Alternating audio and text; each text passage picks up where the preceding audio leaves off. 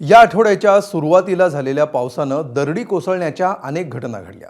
मावळ तालुक्यातलं पाटण या दरडग्रस्त गावावर एक वेगळंच संकट आलंय। प्रशासनाच्या आदेशानंतर सोडलेल्या घरांवर चोरट्यांनी आपले हात साफ केले। आई जेवू घालेना आणि बाप भीक मागू देईना या म्हणीसारखी पाटणच्या ग्रामस्थांची अवस्था झाली आहे।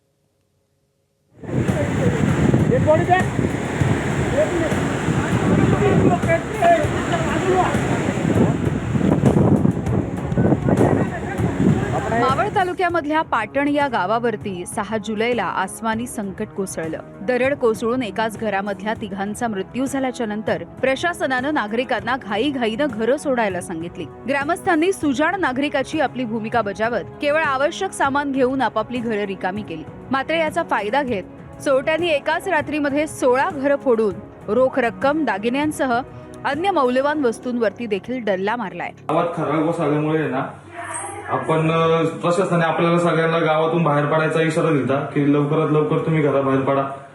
त्यामुळे आपण जे काय आहे ते आपण सर्व इथे दागिने सगळं सोडून इथे गेलतो आणि हाय त्या अवस्थेत आपण घराच्या बाहेर पडलेलो।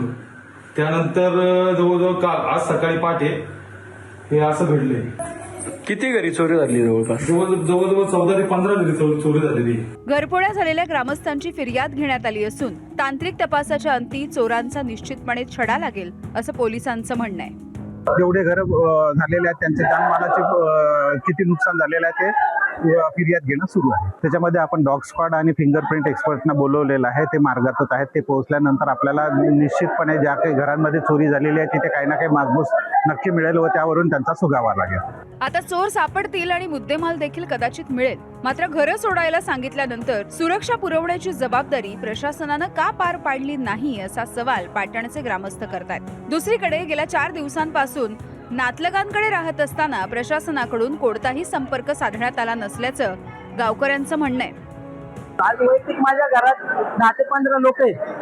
आज आम्ही गेले 4 दिवस झाले आम्ही पाहुण्यांच्या घरी राहिलोय, पण कुठल्याही प्रशासनाने आम्हाला विचारलं नाही की तुम्ही कुठं राहताय, तुमची खाण्याची व्यवस्था काय, तुमची राहण्याची व्यवस्था काय। आम्ही पाहुण्यांच्या घरी किती दिवस राहणार? यापुढे आमच्या गावचं पुनर्वसन गावचे गट नंबर 406 गायरान या गायरामध्ये लेआउट टाकून गव्हर्नमेंटने त्या ठिकाणी मंजूर करावा आणि सर्व व्यवस्था त्यांनी आपल्या स्वतःच्या शासनाच्या खर्चाने करावे। सोमवारच्या दुर्घटनेमध्ये घरावरती पडलेली दरड हटवून आतमधलं सामान काढण्यासाठी प्रशासनानं मदत करावी अशी अपेक्षा मृत तिकोने कुटुंबियांच्या नातलगांनी व्यक्त केली आहे। जीसीपी लावले, पोकलेन लावले, हे आम्ही स्वखर्चातून लावले। सरकारने आम्हाला अजून काहीच म्हणजे मदत केली नाही। म्हणजे खाऊ म्हणजे पाणी बॉटल असू दे, जेवण असू दे, कोणतीही व्यवस्था केलेली नाही। या अपघातामुळे तिकोने कुटुंबावरती दुःखाचा डोंगर कोसळलाय आणि संपूर्ण गाव भीतीच्या छायेखाली आहे। घरामध्ये राहावं तर मरणाची भीती आणि घर सोडून जावं तर चोरांची, अशा कात्रीमध्ये पाटणचे ग्रामस्थ अडकले।